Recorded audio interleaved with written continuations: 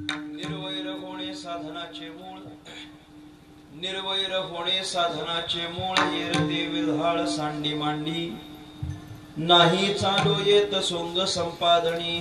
निवडे अवसानी शुद्धाशुद्ध, त्याग तरे नाव निर्विषय वासना. त्याग तरे नाव निर्विषय वासना. कार्य कारणा पुरता विधी, नाही चालो येत सोंग संपादनी. निवडे अवसानी शुद्धाशुद्ध, तुका म्हणे राहे चिंतनी आवडी. तुका म्हणे राहे चिंतनी आवडी. येणे नावे जोडी सत्यत्वेसी, नाही चालो येत सोंग संपादनी. निवडे अवसानी शुद्धाशुद्ध. पांडुरंगा करू प्रथम नमन, दुसरे चरणा संतांचिया. त्यांच्या कृपादाने कथेचा विस्तारू, बाबाजी सद्गुरु दास तुका. योग ध्यान समायुक्तम निष्प्रपंचम परिग्रहम, प्रसन्नं वदनं शांतं मंगलं सुमनोहरं. ज्ञान वैराग्य संपन्न अखंड निज बोध रूपम, पूर्ण ब्रह्मा श्री सद्गुरे वामनाय नमोस्तुते. नसे आप पर ऐसा जगी जो महात्मा, विरक्ती श्रेष्ठ भक्ती स्मरे नित्य रामा. तिथी माघ पौर्णिमा साधोने वाट धरिले निज धामा. नमस्कार माझा सद्गुरु सावळा रामा. मस्तक माझा पायावरी या वारकरी संतांच्या. निर्वैर होणे साधनाचे मूळ, येरते विल्हाळ सांडी मांडी. नाही चालो येत सोंग संपादनी. निवडे अवसानी शुद्धाशुद्ध. विठ्ठला विठ्ठला. टाळी वाजवा.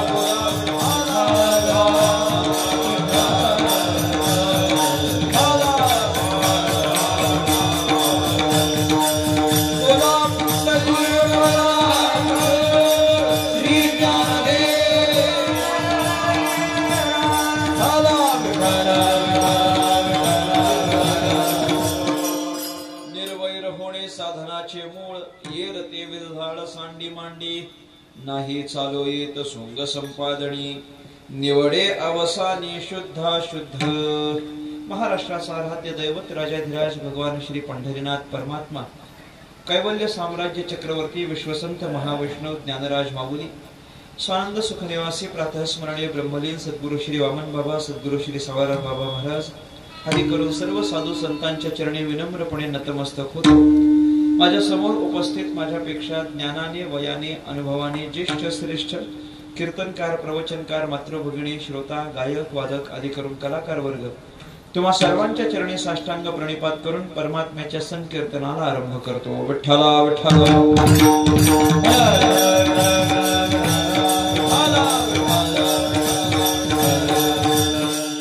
सेवेकरता निवडलेला अभंग संत श्रेष्ठ तुकाराम महाराज यांचा आहे. अभंग 4 चरणांचा आहे. सगळ्यांच्या परिचयाचा, सगळ्यांच्या पाठांतरातला, सगळ्यांच्या ओळखीचा नसलेला हा अभंग आहे. अपरिचित अभंग आहे, नवीन अभंग आहे. या अभंगाच्या माध्यमातून संत श्रेष्ठ श्री तुकाराम महाराजांनी आपल्या अंतःकरणाची आवड देवाच्या चिंतनाच्या ठिकाणी राहण्याकरिता पूरक आणि पोषक असलेल्या काही साधनांचा विचार केलेला आहे. विठ्ठला विठ्ठला.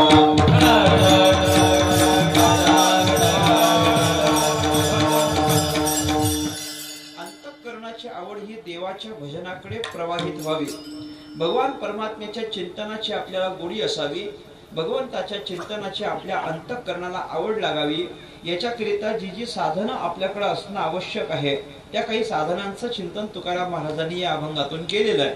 भगवंताच्या पर्यंत पोहोचण्याकरिता जी निरनिराळी अशी अनेक साधनं आहेत, त्या अनेक साधनांच्या पैकी नेमकी कोणती साधनं महत्वाची आहेत किंवा कोणत्या साधनांचा अंगीकार केला असता आपल्याला भगवंताच्या चिंतनापर्यंत अथवा भगवंतापर्यंत पोहोचता येईल, याचं चिंतन तुकाराम महाराजांनी या अभंगातून केलंय.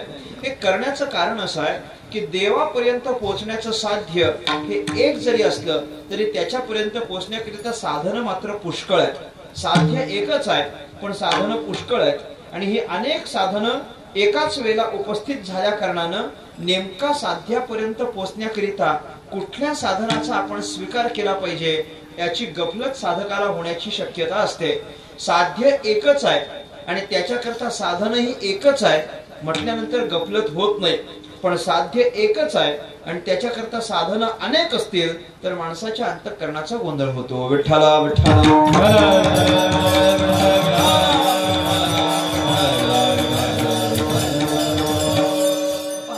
साध्य एकच आहे, पोचायचं एकाच ठिकाणी आहे आणि एका ठिकाणी पोचण्याकरिता एकच रस्ता असेल तर माणसाच्या मनाचा गोंधळ होत नाही. बरोबर की नाही?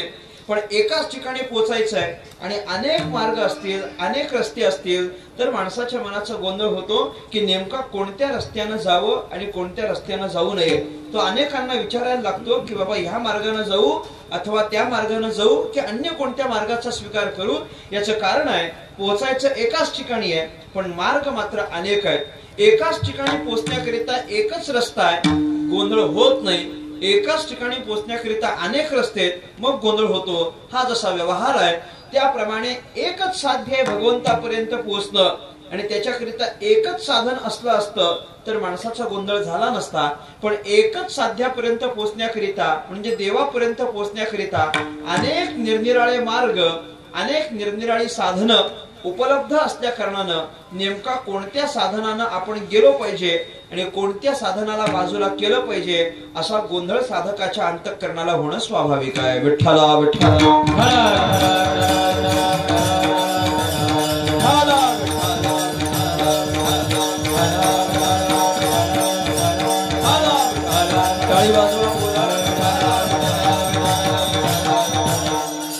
साधनं भरपूर आहेत. शास्त्रानं सांगत असताना साधनांनी अनेकांनी असं चिंतन केलेलं आहे. अनेक साधनं एकाच वेळेला उपलब्ध होतात. प्रत्येक वेळेला साधन पाहायचं झालं तर वेगवेगळं साधन आहे आणि साधनांची काही कमतरता नाहीये. साधनांची कमतरता नाहीये. अनेक साधनांची उपलब्धता एकाच वेळेला होत असताना आपल्याला पाहायला मिळते. एकनाथ महाराजांनी भागवतात चिंतन करत असताना प्रत्येक जण उभा राहतो आणि वेगवेगळं साधन सांगतो तेव्हा साधकाचा गोंधळ होतो असं चिंतन केलेलं आहे. आणि प्रत्येकानं वेगळं वेगळं साधन सांगितलेलं आहे की नाही. कुणी म्हणतं की तुम्ही जप करा, कुणी म्हणतं तुम्ही तप करा, कुणी म्हणतं वेदाध्ययन करा, कुणी म्हणतं पुरश्चरण करा, कुणी म्हणतं तीर्थयात्रा करा, कुणी म्हणतं पारायण करा, कुणी म्हणतं कीर्तन करा. प्रत्येकाचं जर वेगळं वेगळं सांगणं असेल तर नवीन आलेल्या साधकाच्या अंतःकरणाचा गोंधळ होतो की नेमकं यातलं करायचं काय. कोणीतरी म्हणतं एक म्हणती जप प्रमाण, एक म्हणती तप प्रमाण, एक म्हणते वेदाध्ययन अतिजल्पन न करावे नाथरायांनी भागवतात सांगितलेलं आहे. कुणी म्हणतं जास्त बोलू नये, कुणी म्हणतं सत्यवचन बोला, कुणी म्हणतं धर्माचं पालन करा, कुणी म्हणतं नामजप करा, कुणी म्हणतं पुरश्चरण करा, कुणी म्हणतं हरिजागर करा. अरे प्रत्येक जण जर वेगळं वेगळं सांगायला लागला तर नवीन साधकानं नेमका काय करावं हा त्याचा गोंधळ होणं हे स्वाभाविकच आहे की नाही. एकाच वेळेला एकच उपलब्धी झाली तर गोंधळ होत नाही. गमतीला म्हणत असतो जेवणाकरता बसताना ताटात एकच भाजी आहे तर गोंधळ होतो का मला सांगा. एकच भाजी नाही नाईलाज का होईना तीच खावी लागते. एकच भाजी आहे करायचं काय. पण गोंधळ कधी होतो, गोंधळ कधी होतो जेव्हा एकापेक्षा अनेक भाज्या उपलब्ध आहेत. 2 भाज्या आहेत, 3 भाज्या आहेत, 5 पदार्थ आहेत, 6 पदार्थ आहेत.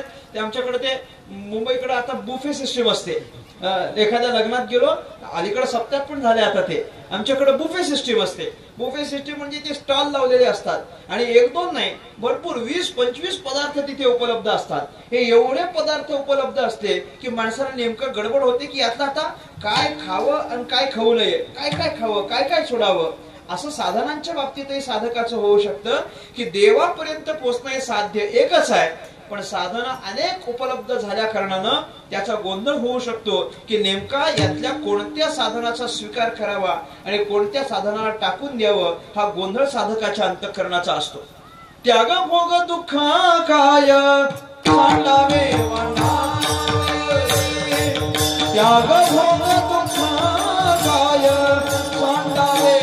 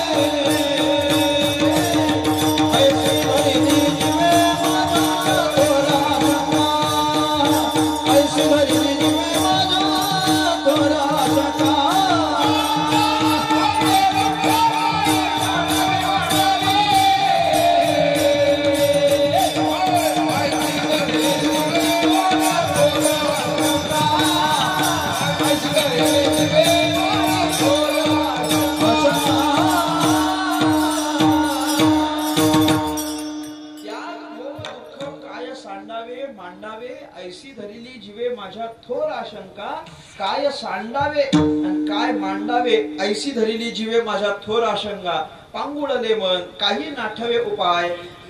माणसाच्या मनाचा हा गोंधळ स्वाभाविक आहे. अनेक गोष्टी उपलब्ध झाल्या, काय सांडावे काय मांडावे, काय सोडावं काय घ्यावं, अशी जी शंका माणसाच्या अंतःकरणाला निर्माण होते ती कशामुळे निर्माण झाली?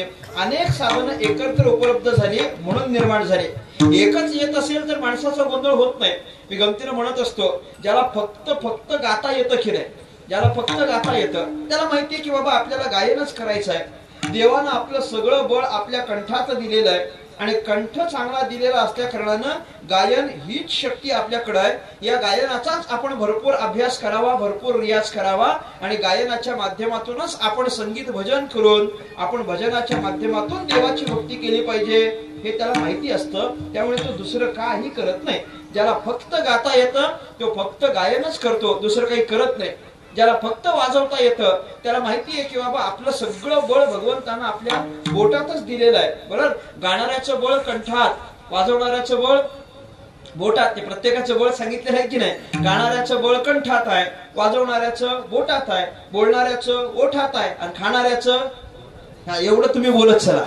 खाणाऱ्याचं बोटात आहे, प्रत्येकाचं बळ कुठं ना कुठं आहे. आता जसं वाजवणाऱ्याचं बळ बोटात आहे त्याला माहितीये आपल्याला फक्त मृदंग येतो, दुसरं आपल्याला काही भगवंतानं दिलं नाही. या मृदंगाचीच भरपूर आपण सेवा करावी, त्याच्या माध्यमातूनच भगवंताचं भजन करावं, त्यात साथ संगत करावी, भगवान परमात्म्याची भक्ती करावी. तो दुसरं काही करत नाही.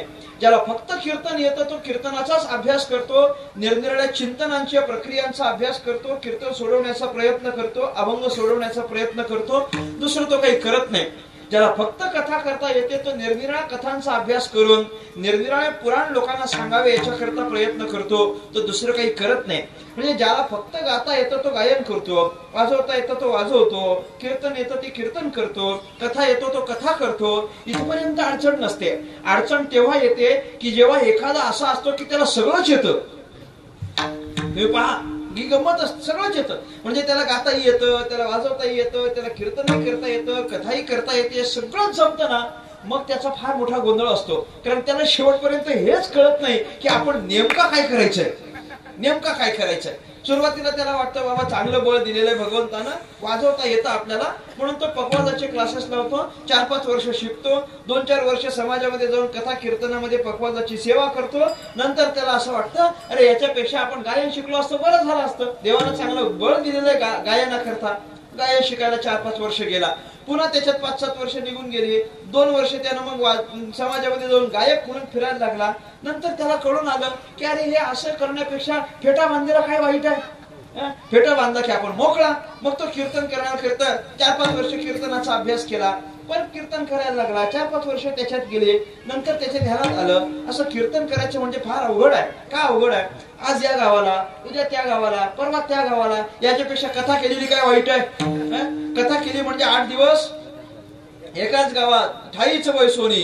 मग दुसरं काही करायचंच नाही ना, 8 दिवस एकाच गावात राहायचं. मग तो दुसरं काही करत नाही, 4-5 वर्ष कथाचा अभ्यास करतो. एवढं सगळं करता करता त्याचं वय 50-55 वर्ष होऊन जातं, पण तोपर्यंत त्याला कळतच नाही की बाबा आता नेमकं काय करायचं, यातलं नेमकं काय करायचं. गमत सांगू, इथपर्यंत ज्याला कळत नव्हतं ना त्याला पण आता एक गोष्ट निर्माण झालेली आहे. ज्याला सगळं काही करून झाल्यानंतर कळतं की आपल्याला काहीच जमलं नाही, त्याच्याकरता एक नवीन पर्याय उपलब्ध झालेला आहे, यात्रा कंपनी. महाराज बरोबर बोलले. मग नवीन पर्याय आहे. मग काहीच नाही जमलं ना, चला मग यात्रेला घेऊन चला. मी कशा करता बोललो, हे सगळं का झालं? शेवटपर्यंत त्याला कळलं नाही की आपण नेमकं काय करावं. असं का झालं? अनेक गोष्टी एकत्र उपलब्ध झाल्या म्हणून त्याचा शेवटपर्यंत गोंधळच राहिला. यातलं काय घ्यावं काय घेऊ नये. साधकाची अशा पद्धतीची अवस्था होणं शक्य आहे, कारण देवापर्यंत पोहोचणं किंवा भगवंताच्या भजनाला लागणं, त्याच्या संबंधाला आवड अंतःकरणात निर्माण करून घेणं हे साध्य जरी एक असलं तरी त्यापर्यंत पोहोचण्याकरिता साधनं पुष्कळ आहेत. आणि नेमका कोणती साधनं आहेत, कोणत्या साधनांची निवड करावी ही निवड प्रक्रिया साधकाला अवघड ठरते ना. बरं, ही साधने एक असती तर काय बिघडलं असतं? तुकोबाराला विचारलं, देवापर्यंत पोहोचण्याकरिता एकच साधन सांगितलं असतं तर काय बिघडलं असतं? ही वेगळी वेगळी साधनं सांगायची गरज काय? तुकाराम महाराज म्हणतात वेगळी वेगळी साधनं सांगावी लागतात ती याच्याकरिता माणूस भक्ती मार्गामध्ये आला, भजन मार्गामध्ये तो प्रवेशित झाला की त्याच्यानंतर सरळ त्याला देवापर्यंत पोहोचता येतं असं नाही. अनेक प्रतिबंध निर्माण होण्याची शक्यता असते आणि जसे जसे प्रतिबंध निर्माण होतील त्या त्या प्रतिबंधावर मात करण्याकरिता किंवा त्या त्या प्रतिबंधाला बाजूला करण्याकरिता आपल्याला नवीन नवीन साधनांचा स्वीकार करावा लागतो. प्रतिबंध कसा आहे, अडचण कशी आहे, आडकाठी कशी आहे, त्याच्यावर अवलंबून असतं की आता साधन कोणतं वापरायचं, साधन कोणतं. आणि प्रत्येक प्रतिबंधाला बाजूला करण्याकरिता साधन वेगळं आहे ना. एखादा असा असतो की त्याचं मनच स्थिर नाही, मग मनस्थैर्याकरता साधन वेगळं आहे. एखादा असा असतो की ज्याला चित्ताचं शुद्धीकरण जमत नाही, मग चित्त शुद्धीकरता साधन वेगळं आहे. एखादा असा असतो की ज्याच्याकडे पाप भरपूर झालंय, मग पाप घालवण्याकरता साधन वेगळं आहे. एखादा असा असतो की त्याचं पुण्य कमी पडतं, मग पुण्य कमावण्याकरता साधन वेगळं आहे. असं जर असेल तर जसा जसा प्रतिबंध आहे त्या प्रत्येक प्रतिबंधाला बाजूला करण्याकरिता नवीन नवीन साधन आपल्याला करावं लागतं. साधकानं विचारलं, बाबा हे प्रतिबंध तसेच ठेवून जर साधना केली तर नाही चालत का? तुकाराम महाराज म्हणतात तसं चालत नाही. प्रतिबंध तसेच ठेवायचे आणि जर साधना करण्याचा प्रयत्न केला तर योग्य ती फलश्रुती आपल्या हातात पडत नाही, आपल्या हातामध्ये फल येत नाही ना. प्रतिबंध बाजूला केल्याशिवाय फळ कसं मिळेल? तुकाराम महाराजांनी आपल्याला सांगितले ना, प्रतिबंध बाजूला केल्याशिवाय फळ मिळत नसतं. उदाहरणासहित तुकाराम महाराज म्हणतात. काय उदाहरण देतात? तुकाराम महाराज असं उदाहरण देतात की आपल्याला निर्माण झालेला प्रतिबंध जोपर्यंत बाजूला करत नाही तोपर्यंत अपेक्षित असलेल्या फळाची प्राप्ती होत नसते. तुकोबारांनी सांगितलंय, निवडोनी तन निवडोनी तन निवडोनी तन निवडोनी तन निवडोनी तन निवडोनी तन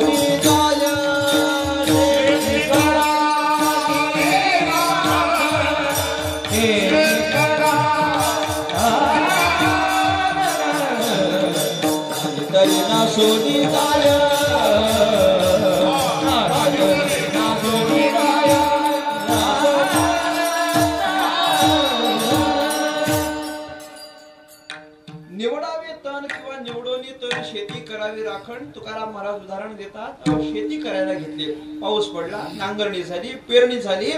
पेरणी झाली म्हटल्यानंतर जेवढं आपण पेरलेलं असतं तेवढंच उगवतं की अजून काही उगवतं मला सांगा? गवत उगवतं, बरोबर.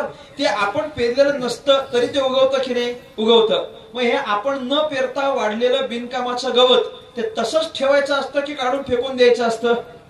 कसं करता मला सांगा जरा. तुमच्याकडे थोडस बोलत चला माझ्याशी. काढून फेकून द्यावं लागतं की नाही? ते बिनकामाचं वाढलेलं गवत जर काढून फेकून दिलं नाही तर अपेक्षित धान्याची प्राप्ती होते का सांगा? मिळत नाही. का बरं होत नाही? कारण ते बिनकामाचं वाढलेलं गवत एवढं वाढतं की ते आपण पेरलेलं धान्य वाढून देत नाही. म्हणून मी गमतीने म्हणत असतो, बिनकामाचं वाढलेलं गवत हे काढून फेकूनच द्यावं लागतं. कुठं कुठं लावायचं ते तुम्ही बघा, पण ते कुठंच ठेवून चालत नाही. ते बिनकामाचं वाढलेलं ना, आपण न पेरता वाढलंय की नाही, मग ते ठेवून चालत नाही, ते काढून फेकून द्यावं लागतं, नाहीतर अपेक्षित धान्याची प्राप्ती होत नाही. तुकोबारायांनी सांगितलंय, नाही तरी नासोनी जाय. नाही तर ते काय होतं, जर तसं काढलं नाही तर आपण जे पेरलेलं आहे ते सुद्धा नासवून टाकण्याची शक्ती त्या बिनकामाच्या वाढलेल्या गवतामध्ये असते. तर चांगलं धान्य मिळावं याच्यामध्ये वाढलेलं गवत हे प्रतिबंध निर्माण झाला असेल तर ते गवत काढून फेकूनच द्यावं लागतं. त्याशिवाय अपेक्षित धान्य ज्या प्रमाणात मिळत नाही, त्याप्रमाणे साध्यापर्यंत पोहोचण्याकरिता जर प्रतिबंध निर्माण होत असतील तर त्या प्रतिबंधाला काढूनच टाकावं लागतं. त्याशिवाय साध्यापर्यंत पोहोचता येत नाही. विठ्ठला विठ्ठला.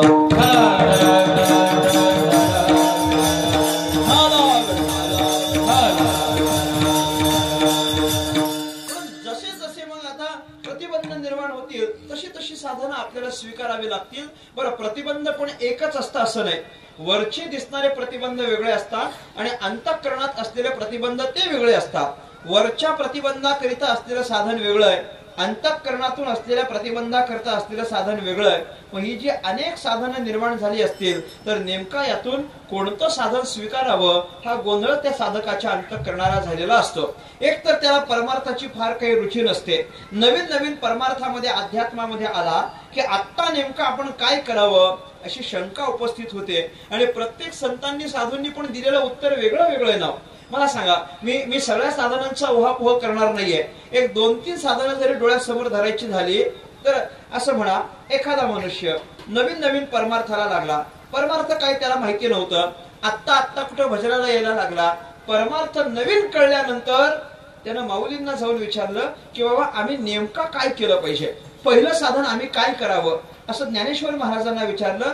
तर सद्गुरु ज्ञानेश्वर महाराजांनी त्यांना उत्तर असं दिलं, आरंभी आवडी आदरे आले नाम, तेणे सकळ सिद्धी जगी झाले पूर्ण काम. दुसरं काहीच करू नको, सकळ मंगळ निधी श्री विठ्ठलाचे नाम आधी एवढंच कर. भगवंताचं भजन कर. भजनाच्या व्यतिरिक्त दुसरा असा सुलभ कोणता मार्ग नाही. रामकृष्ण हरी विठ्ठल केशवा मंत्र हा जपावा सर्व काळ, हे एवढंच कर. त्याच्यापेक्षा सोपा असा दुसरा कुठला मार्ग तुला मिळणार नाही, म्हणून तू हे कर असं ज्ञानेश्वर महाराज त्याला सांगायला लागले.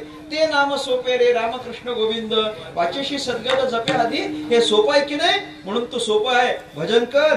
ज्ञानेश्वर महाराजांनी सांगितलं पहिलं काय करायचं, भजन करायचं. भजन बर, देवापर्यंत पोहोचण्याकरिता ज्ञानेश्वर महाराजांनी सांगितलेलं पहिलं साधन म्हणजे भजन आहे. बर, नंतर तोच मनुष्य किंवा तोच साधक पुराणांमध्ये थोडंसं डोकावून पाहिलं, शबरी मातेकडे गेला. शबरीला विचारलं की बाबा देवापर्यंत पोहोचायचं आहे, तुला देवाची भेट झाली आहे, प्रभू रामचंद्र तुला येऊन भेट देतात, म्हणजे तू काहीतरी केलं असशील की नाही. मग देवापर्यंत पोहोचण्याकरिता काय करावं लागतं, पहिलं साधन आम्ही काय करू ते सांगा. शबरीनं सांगितलं, बघा तुम्हाला देवापर्यंत पोहोचायचं असेल तर सगळ्यात पहिलं साधन करायचं म्हटल्यानंतर तुम्हाला आधी संतांची संगत करावी लागेल.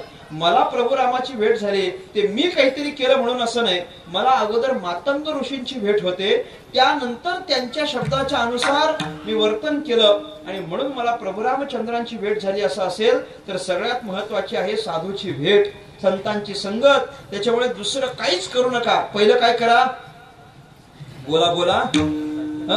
पहिलं काय करा, पहिलं तुम्ही बोला, पहिलं संतांची संगत करा. हे कोणी सांगितलं, शबरीनं सांगितलं. ज्ञानेश्वर महाराजांनी पहिलं साधन काय सांगितलंय, भजन.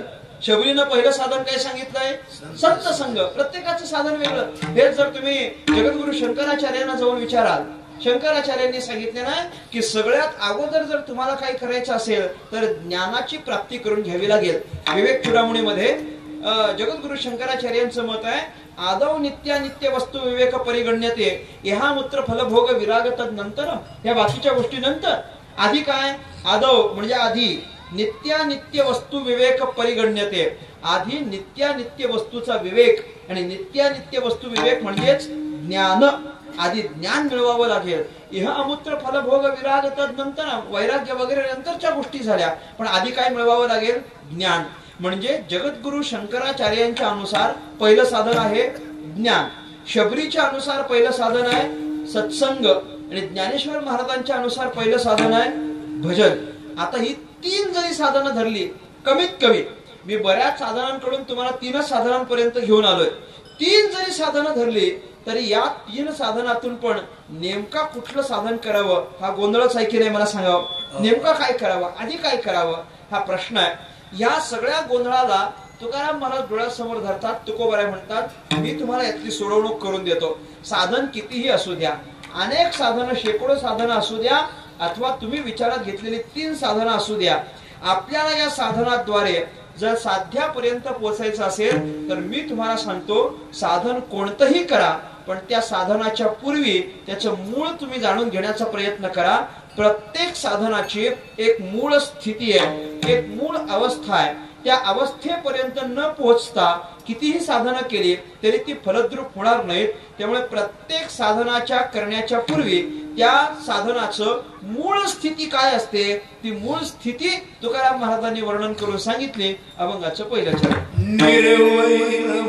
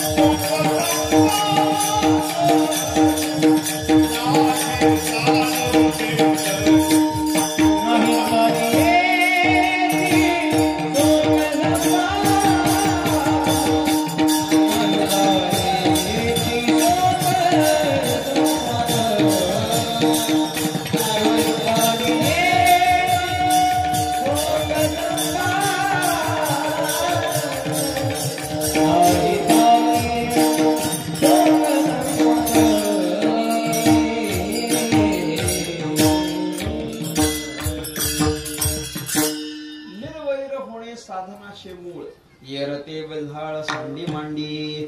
तुकाराम महाराजांनी सगळ्या साधनांना डोळ्यासमोर धरून त्याची मूळ स्थिती आपल्याला सांगितलेली आहे. निर्वैर होणे, कोणतं पण साधन करा पण त्या साधनाच्या पूर्वीची असलेली जी स्थिती आहे ती निर्वैर होणं अत्यंत आवश्यक आहे. जोपर्यंत निर्वैर न होता तुम्ही साधना करता ते साधन फळ देत नाहीत. निर्वैर होऊन जर साधन केलं तरच ते फळ देणार आहे. याचा अर्थ तुकाराम महाराजांनी पूर्ण भर घातलाय तो निर्वैर होणं याच्यावर भर घातलेला आहे.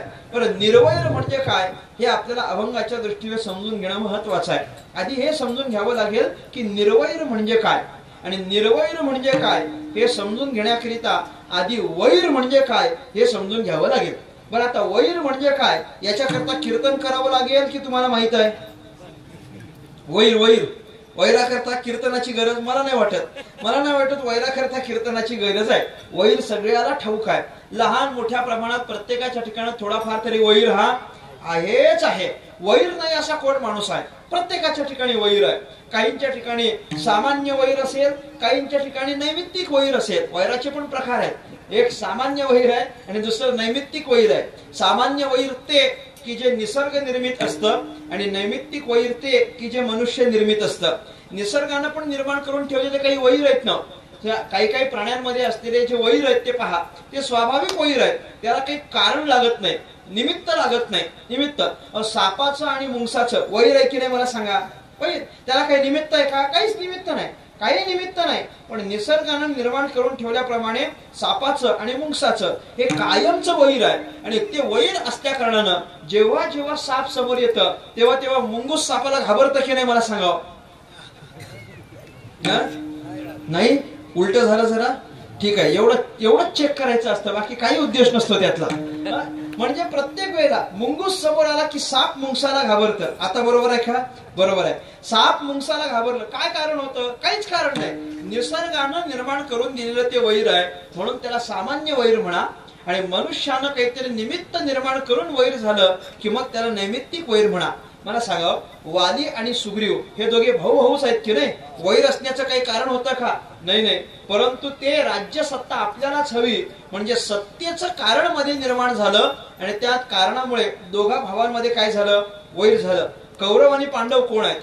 भाऊच आहेत ना. वैर असण्याचं तसं काही कारण नव्हतं. पण दुर्योधनाच्या अंतःकरणामध्ये त्या सगळ्या संपत्तीच्या संबंधाने निर्माण झालेली लालसा आणि पांडवांना अगदी अगदी सुईच्या टोकावर बसेल, अग्रभागावर बसेल एवढा सुद्धा भाग देण्यास त्यानं नकार दिला. म्हणजे सगळं धन, सगळी संपत्ती आपल्यालाच हवी या उद्देशानं जेव्हा तो समोर गेला तेव्हा संपत्तीची लालसा, सत्तेची लालसा हे निमित्त निर्माण झालं आणि त्या निमित्तामुळे कौरव पांडवांमध्ये काय झालं? वैर निर्माण झाला. याचा अर्थ हे सगळे निमित्त कोणी निर्माण करून ठेवलेत? माणसानं निर्माण करून ठेवलेत.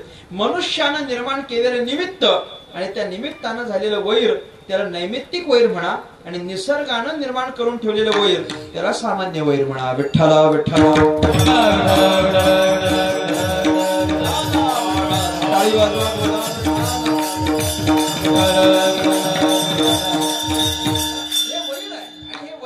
वैर कोणतं का असेना राहता कामा नये. वैर संपला पाहिजे. नैमित्तिक वैर जो असतो की जो माणसानं निमित्तानं निर्माण केलेला असतो ते निमित्त संपले की तिथलं वैर संपतं. आणि सामान्य जे वैर आहे की जे निसर्गानं निर्माण करून ठेवलेलं आहे ते संपतं की संपत नाही? हो, ते पण संपतं. निसर्गानं पण निर्माण करून ठेवलेले वैर संपतात ना. तसं बघायला गेलं तर वाघाचं आणि माणसाचं वैर आहे की नाही? वाघाचं माणसाचं वैर तसं आहे की नाही? आहेच ना. माणसं वाघाला घाबरतातच ना. पण तरी आपण काही काही माणसं अशी पाहतो पहा की ती वाघाशी खेळतात. हो, ती वाघ पाळतात, वाघाशी खेळतात. म्हणजे ते वैर संपण्याचंच लक्षण आहे की नाही? त्यांच्या अंतःकरणातल्या भावना एकसंध झाल्या की मग ते पण वैर संपतं. वैर कोणतं का असेना ते संपलं पाहिजे. आणि ते वैराचं संपणं म्हणजेच निर्वैर होणं असा त्याचा अर्थ आहे. निर्वैर होणं म्हणजे काय? वैर संपणं. वैर संपलं की निर्वैर होता येतं. पण संपेल कधी? संपेल कधी? हे वैर संपेल कधी हे कळण्याकरिता वैर निर्माण कधी होतं हे जाणून घ्या. वैर कधी निर्माण होतं? का निर्माण झालं वैर? हे सामान्य बोलतो. ज्या ज्या ठिकाणी भेद आहे त्या त्या ठिकाणी वैर आहे. हे तुम्ही पहा. भेद निर्माण झाला की वैर निर्माण होतं. ज्या ठिकाणी द्वंद्व आहे, ज्या ठिकाणी दोन आहे त्या ठिकाणी भेद आहे. आणि ज्या ठिकाणी भेद आहे त्या ठिकाणी वैर आहे. भेदातून वैराची निर्मिती होते. भेदातून वैराची निर्मिती होते. जिथं जिथं भेद तिथं तिथं वैर आहे. आणि जिथं जिथं अभेद तिथं तिथं निर्वैर आहे. विठ्ठला विठ्ठला.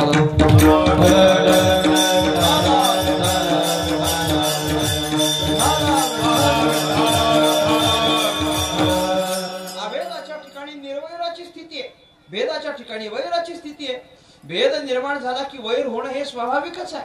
काहीतरी भेद माणूस करतो की नाही की बाबा हा आमचा आहे तो तुमचा आहे, हा आपला आहे तो परका आहे, हा या गावचा आहे तो त्या गावचा आहे, हा या परिसरातला तो त्या परिसरातला आहे. हे असे जेव्हा भेद निर्माण होतात तेव्हा त्या भेदातूनच वैराची निर्मिती होत असते. वैर निर्माण होऊ नये याच्याकरिता भेद संपणं अत्यंत आवश्यक आहे. कारण परमार्थ मार्गामध्ये प्रतिबंध जर कुठला मोठा असेल तर तो हा भेद आहे. ज्याचा भेद संपला, तुकाराम महाराजांनी त्याचा गौरव करत असताना असं म्हटलंय, भेद संपला की भगवंत जवळ येत असतो. तुका म्हणे भेदा भेदा, तुका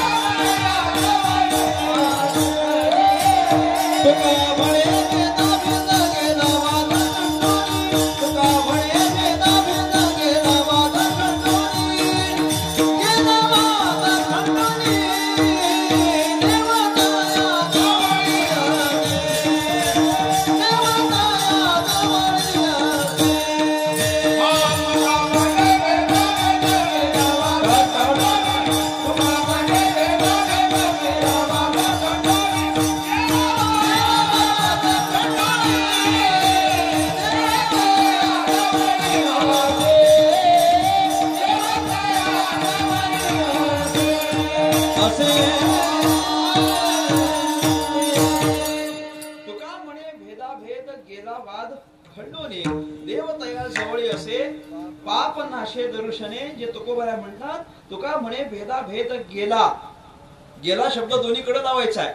तुका म्हणे भेदा भेद गेला आणि तुका म्हणे वाद खंडोनी गेला. या दोन्ही गोष्टी गेल्या. वादही संपला, भेदाभेदही संपला की मग त्याचा गौरव करत असताना तुकोबऱ्या म्हटले देवतया जवळी असे, भगवंत त्याच्या जवळ वास करेल. पण भेदाभेद संपल्यानंतर मला सांगा, भेदाभेद गेला असं जर तुकाराम महाराज म्हणत असतील तर भेद जाणं उचित आहे की अभेद जाणं उचित आहे? भेदाभेद शब्दाचे फोड केले तर आपल्याला दोन शब्द मिळतील की नाही?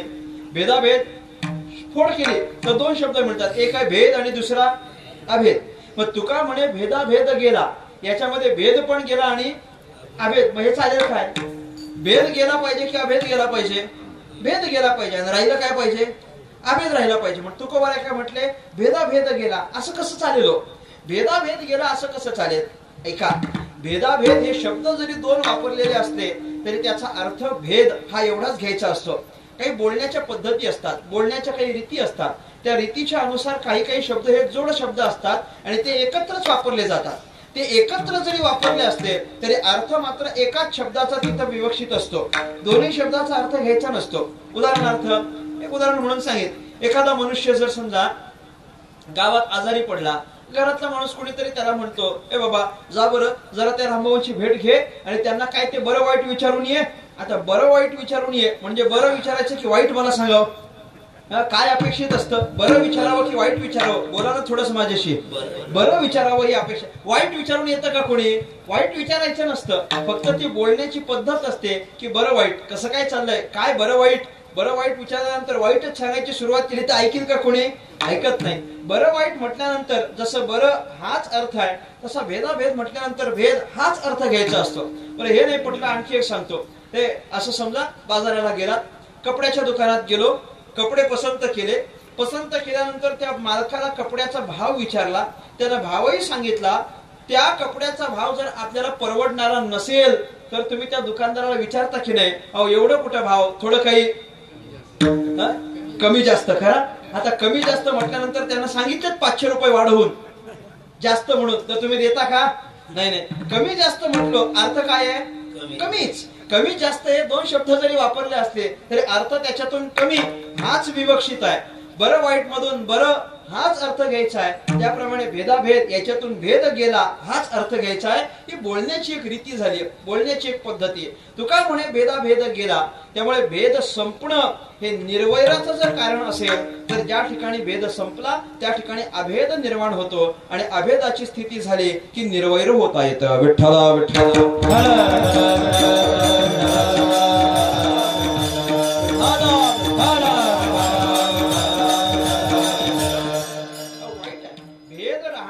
चांगली गोष्ट नाहीये. परमार्थामध्ये भेद असू नये, पारमार्थिकानं भेद करू नये. कोणाही जीवाचा न घडो मत्सर वर्म सर्वेश्वर पूजनाचे, हे जे तुकाराम महाराज म्हणतात त्या ठिकाणी पण भेद संपुष्टात येणं हीच तुकोबाऱ्याची अपेक्षा आहे. अंतःकरणामध्ये भेद राहता कामा नये. हे विश्वाची माझे घर ही स्थिती ही अभेदाची स्थिती आहे.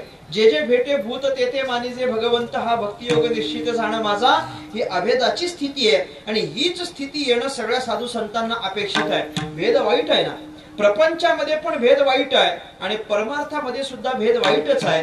भेद दुःखच देणारा असतो. मग तुम्ही प्रपंचात करा अथवा परमार्थात करा, भेद चांगला नसतो. मी गमतीने एक दृष्टांत सांगत असतो. दोन भाऊ एकत्र राहायचे, एकत्र प्रपंच करायचे, एकत्र संसार करायचे. दोघांची लग्न झाली, दोघांना मुलं झाली, लेकरं बाळ झाली, तरी पण दोघे एकत्रच राहायचे. दोघं नोकरीला होते. 1 तारखेला दोघांचा पगार व्हायचा. पगार झाला की काहीतरी गोडधोड घरी खायला घेऊन यायचं, कारण लेकरांना ती अपेक्षा राहायची. एका वेळेला एका महिन्याला एका माणसाचा त्या दोघा भावांपैकी एका भावाचा पगार झाला. पगार झाल्यानंतर त्याने विचार केला, आज 1 तारीख आहे, आपला पगार होणार. हे घरातल्या पोरांना माहिती आहे, म्हणजे पोरं आता अपेक्षित असणार काय की बाबा येताना बाबा काका काहीतरी खायला घेऊन येतील म्हणून बाजारात गेला, पेढ्याच्या दुकानात गेला, मिठाईच्या दुकानात गेला, 1 किलो पेढे विकत घेतले, हातात पेढ्याची पिशवी घेतली, घरी यायला निघाला. रस्त्यात त्याला वडापावची गाडी दिसली. विचार केला पोराला वडापाव पण आवडतात, म्हणून त्यानं तिथून वडापाव पण विकत घेतले. दुसऱ्या हातात वडापावची पिशवी, घरी आला. एका हातात पेढे, एका हातात वडापाव, हे दोन्ही पदार्थ हातात घेऊन घरी आला आणि पोरांना हाक मारली, पोरांनो या या या या, तुम्हाला खायला घेऊन आलोय, खाऊ घेऊन आलोय, घ्या. आता खाऊ घेऊन आलोय असं ओरडून सांगितल्याबरोबर त्याचीही पोरं आली आणि त्याच्या भावाचीही पोरं धावत आली. अडचण इथपर्यंत अजिबात नव्हती, इथून पुढे अडचण निर्माण झाली. काय? त्यानं नेमका बघितलं, ज्या हातात पेढे त्या हाताच्या बाजूने भावाची पोरं आली आणि ज्या हातात वडापाव त्या हाताच्या बाजूने याची पोरं आली. आता आपल्या पोरांनी वडापाव खायचे आणि भावाच्या पोरांना पडपेढे खायचे, हे योग्य आहे का मला सांगा? हो नाही बोला काहीतरी, बघू तरी तुमचा अभ्यास कुठपर्यंत चालेल का? असं त्यानं मनातल्या मनात विचार केला, हे योग्य आहे. आपल्या पोराने काय खाल्ले पाहिजे? पेढे. भावाच्या पोरानं वडापाव. बोलत चला तुम्ही फक्त. आता भावाच्या पोराला वडापाव मिळाले पाहिजेत, आपल्या पोराला पेढे मिळाले पाहिजेत. झालंय उलट. नेमका करावं काय? युक्ती सुचली. त्याला जवळ बोलावलं, पोरांनो या या या, हाताची घडी केली, सांगितलं घ्या. आता हे घ्या. आता पोहोचलं का ज्याचं त्याच्यापर्यंत? हो म्हणाला तुम्ही, माना हलवा ना जरा. आता ज्याच्या त्याच्यापर्यंत पोहोचलं. आता ह्याच्या पोरांना काय खाल्ले? पेढे. आणि भावाच्या पोरांना काय खाल्ले? वडापाव. आता ती पोरांना काही त्याचं सुख नाही, दुःख नाही, काही नाही. त्यांनी वडापाव पण तेवढ्याच हौशीनं खाल्ले आणि पेढे पण तेवढ्याच गमतीने खाल्ले. त्यांना त्याचं काही वाटलं नाही, काही दुःख नाही, काही आनंद नाही, काही नाही, काही नाही. हा सगळा झालेला प्रकार वरच्या माडीवरून बघितला. कुणी? भावानं. चुकलं तुमचं. हा भाऊजाईनं. आता बरोबर आहे. भावानं बघून काहीच बिघडत नाही. काय फरक पडतो का महाराज? भावानं बघून काही फरक पडत नाही. हा सगळा प्रकार बघितला वरच्या मजल्यावरून भाऊजाईनं. आणि भाऊजाईनं सगळा प्रकार बघितला. संध्याकाळी जेव्हा तिचा नवरा घरी आला, 1 ग्लासभर पाणी त्याला प्यायला दिलं. त्यानं पाण्याचा ग्लास पिला. तो ग्लास खाली ठेवल्याबरोबर हिनं सगळं अगदी इत्थंभूत सांगायची सुरुवात केली. हिनं अगदी आरंभच केला. धृतराष्ट्र उवाच धर्मक्षेत्रे कुरुक्षेत्रे. असं झालं बाबा. पहिल्या अध्यायापासून शेवटच्या अध्यायापर्यंत अगदी व्यवस्थित सगळं प्रमाण बिमाण देऊन दोहे बिहे घालून असं व्यवस्थित सगळं सांगितलं. आणि सरते शेवटी तिनं तात्पर्य सांगितलं, आतापर्यंत आपण एकत्र राहिलो ते भरपूर झालं, इथून पुढे वेगळं राहायचं झालं. आतापर्यंत एकत्र राहणारं कुटुंब आजपासून वेगळं राहायला लागलं. कारण काय झालं मला सांगा ना? कारण फक्त एकच, त्याच्या अंतःकरणात निर्माण झालेला भेद. ही माझी मुलं आहेत आणि ही भावाची मुलं आहेत. हा भेद जर प्रपंचातलं एक कुटुंब वेगळं करू शकतो तर ते परमार्थाला किती घातक असेल तुम्ही ध्यानात घ्या. भेद हे अत्यंत वाईट आहे. भेदाचं संपणं म्हणजेच अभेदाची स्थिती निर्माण होणं. आणि एकदा का तो अभेदाच्या स्थितीवर गेला की मग वैर करणार कोणाचा? जे जे भेटे भूत ते ते मानिजे भगवंत. ही स्थिती झाल्यानंतर वैर कुणाचा करायचा?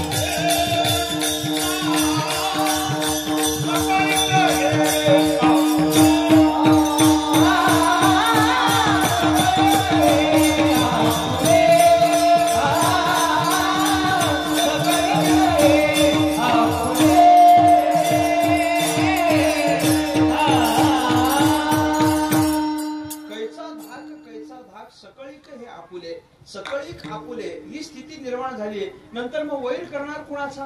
ज्ञानेश्वर महाराज ज्ञानेश्वरीमध्ये म्हणतात, तया बंधू कोण काह्याचा, कवण द्वेषी तयाचा, मीच विश्व ऐसा जायाचा बोधू झाला. मीच समस्त विश्वात भरून राहिलेलो आहे असा जो स्थितीवर पोहोचलेला आहे त्याला कवण द्वेषिया आणि कवण मित्र. मित्र तरी कोण, शत्रू तरी कोण, बंधू तरी कोण, सखा तरी कोण, कोणी त्याला शिल्लक राहत नाही. याला कारण काय आहे? सगळे आपलेच आहेत. आपणच या सगळ्या विश्वात भरलेलो आहोत. म्हणजे सगळीकडे अभेदाची स्थिती झाली की मग वैर करणार कुणाशी? म्हणून निर्वैर होण्याकरिता अभेदाची स्थिती होणं आवश्यक आहे. आणि असा निर्वैर झाला की त्याच्यानंतर त्याला साधना करता येते. निर्वैरानं साधना केली की ती फळद्रूप होते. निर्वैर होणे साधनाचे मूळ. प्रत्येक साधनाचं मूळ आहे निर्वैर होणं.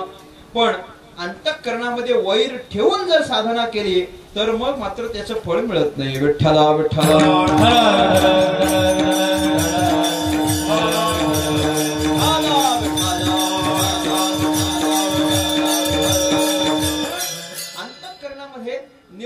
निर्वैर राहून करायची साधना. साधनाकरिता वैर निर्माण करायचा नाही. जर वैर निर्माण झाला तर साधना होत नाही. मी तुम्हाला परत मागे घेऊन जातो. एक कळावं म्हणून पटावं म्हणून ज्ञानेश्वर महाराजांनी सांगितलेलं पहिलं साधन कोणतं? भजन. शबरी मातेने सांगितलेलं पहिलं साधन संत संग. आणि जगद्गुरु शंकराचार्यांनी सांगितलेलं पहिलं साधन ज्ञान. बरोबर. मग ही 3 साधनांचा विचार करा. तिघांचा पण विस्तार करणार नाही, पण या 3च साधनांचा विचार करा. याच्यापैकी सुद्धा ज्ञानेश्वर महाराजांनी सांगितलेलं पहिलं साधन म्हणजे जे भजन आहे त्या भजनाचा विचार करा. काही चिंता करू नका, पंख्याच्या वरचा स्पीड जरा वाढलाय. तुम्ही काही चिंता करू नका, ते करून घे, हँडल करेल सगळं देव. तुम्ही फक्त कीर्तनामध्ये लक्ष द्या. मला सांगा, भगवान परमात्म्याचं भजन ही अत्यंत सोपी साधन आहे की नाही? अत्यंत सोपी. अन्यस्मात सौलभ्यम भक्तो, नारदांनी भक्ती सूत्रात म्हटलंय. किंवा तुका म्हणे सोपे सर्वाहुनी, सगळ्यांपेक्षा सोपे आहे. हे जर तुकोबऱ्या म्हणत असतील तर हे भजन नावाची साधना अत्यंत सोपी आहे, जे ज्ञानेश्वर महाराजांनी आपल्याला करायला सांगितली आहे. मग हे साधन जरी सोपं असलं ना, हे साधन जरी सोपं असलं तरी जोपर्यंत तुम्ही निर्वैर होत नाही तोपर्यंतच साधना घडण्याची शक्यता आहे. वैर अंतःकरणात निर्माण झाला की भजन सुद्धा नीट होत नाही. विठ्ठला विठ्ठला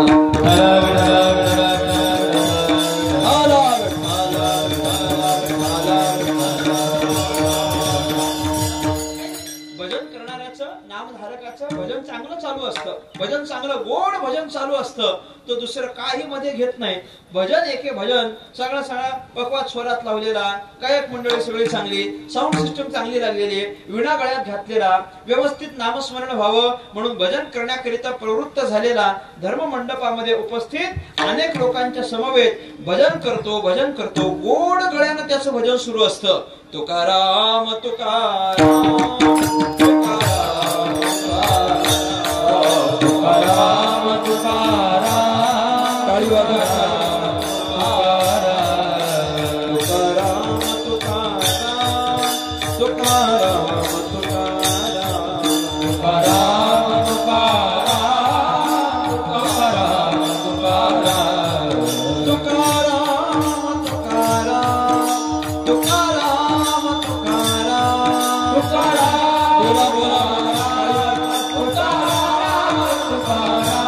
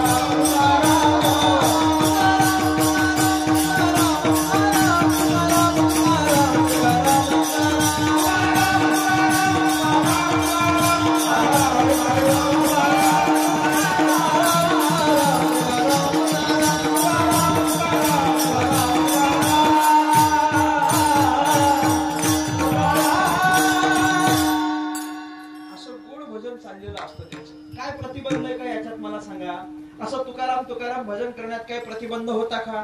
अजिबात काही नाही. व्यवस्थित त्याचं भजन सुरू असतं. आणि तेवढ्यात जर समजा त्याच धर्म मंडपात त्याचा एखाद्या वैरी आलाच, एखादा वैरी ज्याचा तो द्वेष करतो असा एखादा माणूस जर समोर आलाच, तर ते भजन तसंच चालू राहतं की काही बिघडतं मला सांगावं? मग ते तेवढ्या शुद्ध भावनेनं राहत नाही. तो वैरी समोरच्या महाद्वारातून यावा, प्रवेशद्वारातून, आणि तो आल्याबरोबर सगळे कार्यकर्ते तिकडच पळावेत. मग याच्या मनाचा अजून गोंधळ होतो. तो विचार करतो, हा नेमका आजच कसा आला, मी असतानाच कसा आला, मुद्दामून आला असेल. मनातल्या मनात विचार करतो. थोडस पुढचं बोलतो बरं, इथे लावून घेऊ नका. तो मनातल्या मनात विचार करतो, येऊ दे, आज आलाय, मी 8 दिवसापासून इथंच आहे, काय करतो बघून घेऊ, आला, येऊ दे येऊ दे. अजिबात माईक देणार नाही आज, असं मनातल्या मनात चालू आहे त्याचं. हे कधी सुरुवात झालं मला सांगा, कधी सुरू झालं? तर वैरी समोर आल्यानंतर. तोपर्यंत त्याचं भजन कसं चालू होतं? आनंदात सुरू होतं. म्हणजे वैर भावना निर्माण झाल्यानंतर सामान्य भजनाची साधना सुद्धा जर व्यवस्थित होत नसेल तर इतर सत्संग आणि ज्ञानप्राप्ती ह्या फार लांबच्या गोष्टी आहेत. मला म्हणायचं आहे, तुकोबाराय म्हणतात, निर्वैर होणे हेच प्रत्येक साधनाचं मूळ आहे. आणि जर तसं न होता, म्हणजे निर्वैर न होता जरी तुम्ही शेकडो साधना केलीत तरी त्याबद्दल तुकोबाराय म्हणतात, येरते विल्हाळ सांडी मांडी. विल्हाळ शब्दाचा अर्थ होतो व्यर्थ. म्हणजे इतर किती पण तुम्ही साधनांची सांडी मांडी केलीत, पण प्रत्येक साधन करत असताना जर अंतःकरण निर्वैर नसेल तर केलेली सगळी साधना व्यर्थ गेली, असं तुकोबाराय म्हणतात. ज्याप्रमाणे त्रिवेणी संगमी नाना तीर्थे भ्रमी चित्त नाही नामी तरी ते व्यर्थ. तुम्ही किती पण चांगली साधना करा, तीर्थाटन किती पण चांगलं करा, तुम्ही पंढरपूरला जा, अक्कलकोटला जा, कुठं पण जा, तुम्ही कुंभमेळ्यात जरी गेलात, कुंभमेळ्यात जरी गेला, पण कुंभमेळ्याला गेला कशा करता? काही नाही, सेल्फी काढून स्टेटसला टाकण्याकरता. बस अर्धा कुंभमेळा त्याच्यानंच भरला होता यावर्षी. सगळे नुसते फोटो काढायला आणि व्हिडिओ टाकायला. तेवढ्या स्टेटस साठी लोक 5-5, 50-50 तास त्या ट्रॅफिक मध्ये अडकून उभे राहिले. कशा करतात? तेवढ्या करता. पण ज्ञानोबाराय स्पष्ट करतात, चित्त नाही नामी तरी ते व्यर्थ, सगळं वाया गेलं. जर तुमचं नामस्मरणाच्या ठिकाणी चित्त राहिलं नसेल तर, ज्याप्रमाणे किती पण चांगलं तीर्थाटन केलं पण चित्त नामस्मरणाकडे नसेल तर ते व्यर्थ आहे, त्याप्रमाणे कितीही चांगल्या साधना करा, अंतःकरण निर्वैर नसेल त्या साधना व्यर्थ ठरतील, असं तुकोबारायांनी निवाडा दिला. साधकांनी विचारणा केली. कधी कधी तुकोबा असं होतं की अनेक मंडळी समाजामध्ये अंतःकरणातून निर्वैर नसतात, अंतःकरणात भरपूर वैर आहे, पण वरून वरून मात्र चांगलं भजन करताना दिसतात. मग त्यांच्या बाबतीत काय म्हणता? तुकोबाराय म्हणतात, त्यांच्या बाबतीत एवढंच म्हणता येतं की ती देवाच्या द्वारात सुद्धा भजन करत असताना सोंग करताना दाखवतात. आणि नाईलाजानं देवाच्या समोर सोंग चालत नाही, भगवंत अंतःकरणाची शुद्धी तपासतो. अभंगाचं दुसरं चरण.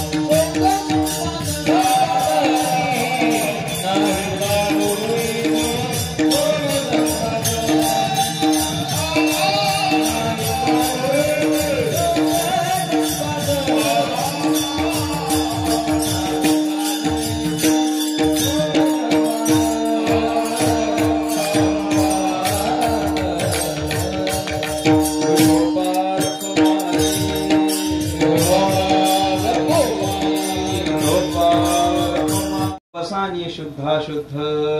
जगद्गुरु संत श्रेष्ठ श्री तुकाराम महाराजांनी हे साधनांचा विचार या अभंगामध्ये सांगितलेला आहे. देवापर्यंत पोहोचण्याकरिता किंवा देवाच्या चिंतनाच्या ठिकाणी आपल्या अंतःकरणाची आवड राहण्याकरिता, निर्माण होण्याकरिता काही पूरक पोषक साधनं सांगितलेली आहे. पहिला विचार तुकाराम महाराज सांगतात, अंतःकरण निर्वैर होणं अत्यंत आवश्यक आहे. वैर अंतःकरणामध्ये असता कोणतीच साधना योग्य घडत नाही, देवाचं भजन पण योग्य घडत नाही. याच्याकरिता अंतःकरण निर्वैर पाहिजे. निर्वैर अंतःकरण नसता केलेली साधना व्यर्थ जाते. याच्यामुळे निर्वैरता निर्माण करून घेतली पाहिजे. कधी कधी निर्वैरता नसताना सुद्धा काही मंडळी चांगलं भजन करताना दिसतात. ते कसं काय? तुकोबा म्हणतात, हे फक्त सोंगाचं लक्षण आहे आणि देवाच्या द्वारात ते चालत नाही. नाही चालू येत सोंग संपादने. देवाच्या ठिकाणी बरं, सोंग म्हणजे काय हो? सोंग म्हणजे जे जसं नाही ते तसं दाखवणं, किंवा जे जसं नाही ते त्याच्यापेक्षा जास्त दाखवणं, याला काय म्हणतात? सोंग. त्याला ढोंग म्हणतात. सोंग काय, ढोंग काय? शास्त्रीय भाषेत त्याला दंभ म्हटलेलं आहे. दंभ म्हणजे आपण जेवढं करत नाही त्याच्यापेक्षा जास्त दाखवणं, याला सोंग ढोंग म्हटलेलं आहे, दंभ म्हटलेलं आहे. हे दांभिकपणा झाला, हा देवाच्या द्वारात चालत नाही. सोंगानं काय होतं? फसवता येतं. कुणाला? लोकांना. सोंगानं फार फार तर लोकांना फसवता येतं. सोंगानं देवाला फसवता येतं का सांगा? फसवता येत नाही. आपण जे सोंग करतो या सोंगानं आपण या लोकांना फसवू शकतो. या सोंगानं देवाला फसवता येत नाही, हे सोंग करणाऱ्याला पण माहित असतं. ध्यानात घ्या, हे सोंग करणाऱ्याला पण हे ठाऊक आहे की याच्यानं फक्त लोक फसतील, देव फसत नाही. कारण भगवान परमात्मा तुकोबारांनी स्पष्ट केलंय, निवडे अवसानी शुद्धाशुद्ध. तुमच्या अंतःकरणाचं अवसान शुद्ध किंवा अशुद्ध ही निवड प्रक्रिया भगवंत चांगलं करत असतो. अंतरीची घेतो गोडी, पाहे जोडी भावाची. तो अंतःकरणातलं जाणतो, अंतःकरणातलं जाणतो. नसांगता तुम्हा कळो येते अंतर, विश्वी विश्वभर परिहाराची न लगे. काही त्याला न सांगता सुद्धा अंतःकरण जाणून घेतो. आता अंतःकरणाची घेतो, अंतरीची घेतो गोडी म्हणजे काय? तो फक्त शुद्ध शुद्ध भाव तेवढा निवडतो आणि अशुद्ध अवसान असेल तर मग तो मात्र बाजूला करतो. त्याच्यामुळे शुद्ध अशुद्ध अवसानाची निवड भगवान परमात्मा करतो. तिथं सोंग चालत नाही. भक्ती संप्रदायामध्ये सोंगाला जागा नाही. इथं सोंग करू नये आणि केलेलं सोंग भगवान परमात्मा सहन करत नाही. म्हणून अंतःकरण शुद्ध ठेवून भावपूर्ण अंतःकरणानं भजन करणं किंवा भावपूर्ण अंतःकरण तयार करणं हे दुसरं साधन तुकोबाराय सांगतात. त्याप्रमाणे त्याग तरी नाव निर्विषय वासना, कार्य कारणापुरता विधी, हे तिसरं साधन सांगितलंय. काहीतरी त्याग करावा लागेल. भगवंताच्या भजनाकरिता किंवा चिंतनाकरिता आवड निर्माण होण्यासाठी काहीतरी त्याग आवश्यक आहे. मग त्याग म्हणजे काय? त्याग तरी नाव निर्विषय वासना. अंतःकरणामध्ये कुठल्याच वासना निर्माण न होणं याला त्याग म्हणतात. ऐका, मिळाल्यानंतर त्याचा पुन्हा त्याग करणं हे नाही, हे अपेक्षित नाही. ते नच घेणं हे अपेक्षित आहे. म्हणजे त्याचा स्वीकारच करायचा नाही. आधी स्वीकार करायचा, मग बघायचं ते कसं आहे. नाही पटलं तर टाकून द्यायचं, मग त्याला त्याग म्हणत नाही. माहिती आहे ना, मग त्याचा स्वीकारच करायचा नाही. स्वीकार दोन पद्धती आहेत. दोन पद्धती आहेत. एक तर घ्यायचं आणि नंतर टाकून द्यायचं, आणि दुसरी म्हणजे घ्यायचंच नाही, न घेणं. हा दुसरा प्रकार आहे. दुसरा प्रकार अतिउत्तम आहे, जो तुकोबारांना मान्य आहे. तर तुकाराम महाराज म्हणतात, त्याग तरी नाव निर्विषय वासना. अंतःकरणामध्ये वासना निर्विषय होणं म्हणजे कोणत्याही विषयाचा उपभोग घ्यावा अशी वासनाच त्याच्या अंतःकरणात निर्माण होत नाही. कुठल्याच विषयाची शब्दस्पर्श रूप रसगंध कोणत्याच विषयाची वासना त्याच्या अंतःकरणात निर्माण होत नाही. आणि यालाच तुकाराम महाराजांनी त्याग असं म्हटलेलं आहे. घेऊन टाकणं हा त्याग नाही, नच घेणं हा त्याग आहे. ते घ्यायचंच नाही, त्याचा विचारच करायचा नाही. मग तुकाराम महाराजांना लोकांनी विचारलं, असं जर असेल तर मग काहीच स्वीकारायचं नाही काय? काहीच स्वीकारायचं नाही, सगळंच जर सोडून द्यायचं असं तुम्ही म्हटलं तर चालणार कसं? काहीतरी घ्यावंच लागेल ना. तुकाराम महाराज म्हणतात, सगळंच सोडा हे आम्ही तरी कधी सांगितलं? म्हटले, कार्य कारणापुरता विधी. जेवढ्यानं आपलं कार्य कारण चालणार आहे तेवढ्याचाच स्वीकार करायचा आणि बाकी सगळं जे उपरोक्त जास्त झालेलं आहे त्या सगळ्याचा सोडून द्यायचा, त्याग करून टाकायचा. जेवढं आवश्यक आहे तेवढं. तुकोबारांनी हे कळावं याच्याकरता स्वतंत्र अभंग रचलेला आहे. निर्वाहा पुरते अन्न आच्छादन, आश्रमाशी स्थान कोपी गुहा. हे जे तुकोबारा म्हणतात ते याच अर्थानं आहे. निर्वाहापुरते अन्न आच्छादन. जेवढ्यानं आपलं उदरनिर्वाह चालणार आहे तेवढ्याच अन्नाचा स्वीकार करायचा, बाकी घ्यायचंच नाही. घेऊन टाकून द्यायचं असं नाही, घ्यायचंच नाही. हे आमच्याकडचं सुरुवातीला बोलून गेलो की नाही, ते मोठे मोठे श्रीमंत लोक त्यांच्या लग्नात ते बुफे सिस्टीमचं आमच्याकडे जेवण ठेवतात की नाही. अनेक पदार्थ असतात, म्हणजे निरनिराळे पदार्थ असतात. मग त्याच्यामध्ये इंडियन असतं, चायनीज असतं, मग काय परप्रांतीय असतं, बरंच काय काय त्याच्यामध्ये घातलेलं असतं. मग नाश्त्याचे आयटम वेगळे, पाणीपुरी वेगळी, हे वेगळं ते वेगळं. आता हे सगळं वेगळं वेगळं त्यानं ठेवलेलं असतं. ज्यूस वेगळा, ताक वेगळा, कोल्ड्रिंक्स वेगळं, हे वेगळं वेगळं त्यानं ठेवलंय. म्हणजे कशा करता ठेवलंय हो? काही काही लोकांना असं वाटतं हे सगळंच खाणं कंपल्सरी आहे, ते सगळंच घेतात. अरे सगळं घ्यायचं नसतं. त्यानं कशा करता ठेवलंय? बाबा ज्याला चायनीज आवडत नाही त्यानं फक्त इंडियन खावं, ज्याला भारतीय जमत नाही, बाबा ज्याला खायचंच नाही त्यानं नुसती फळच खावीत, ज्याला फळं पण जमत नाही त्याने फक्त स्वीटच खावं, ज्याला ते पण जमत नाही त्यानं फक्त बाबा ताक प्यावा, ज्याला ताक जमत नाही त्यानं फक्त आमरसच घ्यावा. आता हा आमरस पण खातो आणि ताक पण पितो, त्याच्यावर कोल्ड्रिंक पण खातो, वर पाणीपुरी खाऊन आईस्क्रीम पण खातो. कसं जमेल मला सांगा? हे सगळं बंदी सर आहे का? असं करायचं. काही काही माणसं अख्खं ताट भरून घेतात आणि थोडस खाऊन सगळंच टाकून देतात. असं नाही. तुकोबाराय म्हणतात तसं करायचं नाही. तुम्हाला जेवढं आवश्यक आहे तेवढंच घेणं, यालाच तुकोबाराने त्याग मानलंय. फार आरंभ आणून ठेवलंय तुकाराम महाराजांनी. पुढं घ्यायचं सुख सोडून द्यायचं इथपर्यंत पोचायचंच नाही, घ्यायचंच नाही म्हटले, घ्यायचंच नाही. जेवढ्यानं उदरनिर्वाह चालणार आहे तेवढ्याचाच स्वीकार करायचा, बाकी सगळं सोडून द्यायचं, याला त्याग म्हणतात. आणि अंतःकरणामध्ये चिंतन निर्माण होण्याकरिता हा त्याग अत्यंत आवश्यक आहे. कारण जेवढा जास्त संग्रह तेवढं जास्त माणसाचं अडकणं आहे आणि तेवढं भजन कमी आहे.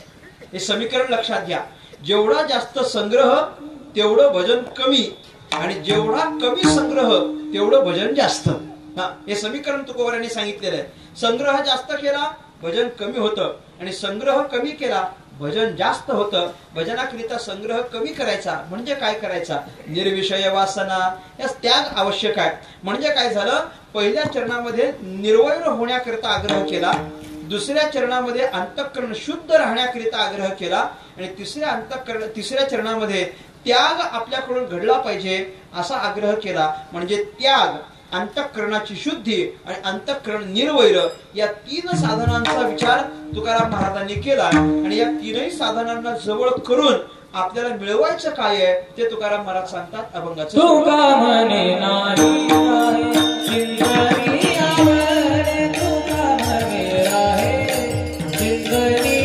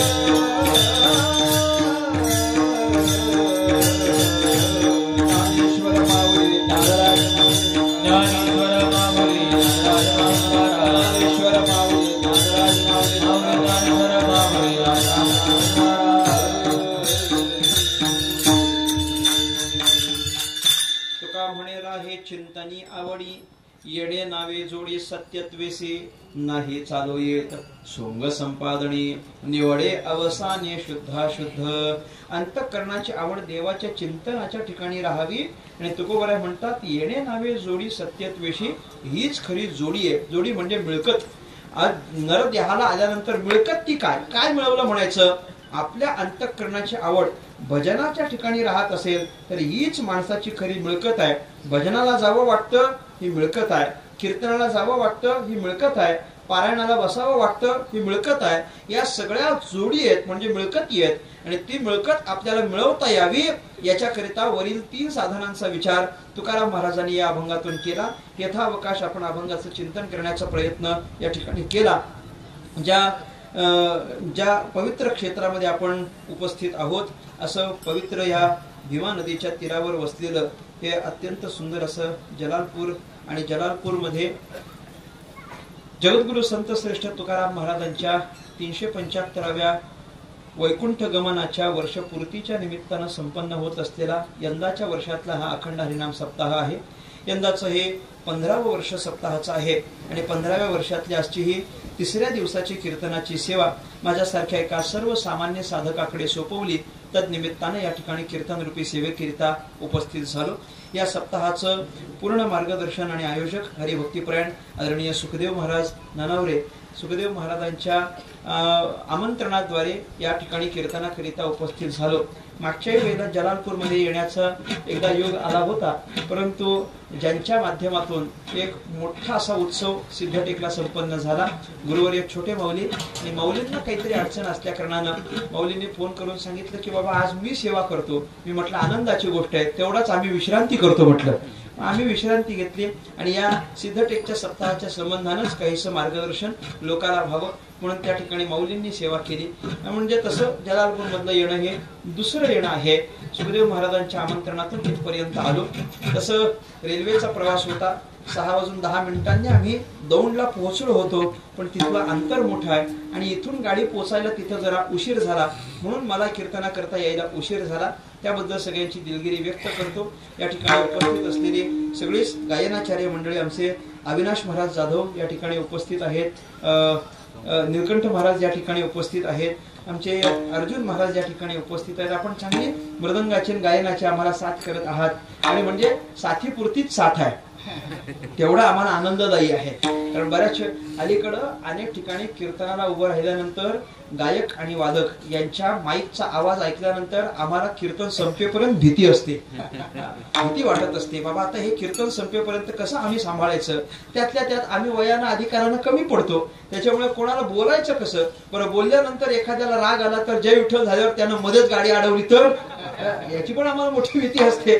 त्याच्यामुळे काही बोलता येत नाही. परंतु आपण अगदी कीर्तनाला पूरक पोषक अशा पद्धतीची साथ केलीत त्याबद्दल तुम्हा सर्वांचे अनेक आभार व्यक्त करतो. विणेकरी असतील चोपदार टाळकरी असतील तुम्हाही सगळ्यांचे आभार व्यक्त करतो. या ठिकाणी उपस्थित हरिभक्तीपरायण आमचे क्रांतिसिंग महाराज पाटील या ठिकाणी उपस्थित आहेत. त्यांच्या समवेत आलेले महेश महाराज असतील त्यांचे अनेक आभार व्यक्त करतो. या सगळ्याच मंडळीच्या पवित्र उपस्थितीने हा कीर्तनाचा कार्यक्रम संपन्न झाला. मला आनंद वाटला. हातात पत्रिका घेतल्यानंतर कीर्तनामध्ये या संपूर्ण कीर्तन मालिकेमध्ये 2 कीर्तनकार मुंबईचे. बरं वाटलं बाबा म्हणजे मुंबईला जागा मिळायला लागली आता. मुंबईचे 2 कीर्तनकार. काल्याचं कीर्तन सुद्धा आमच्या मुंबईकडचंच आहे.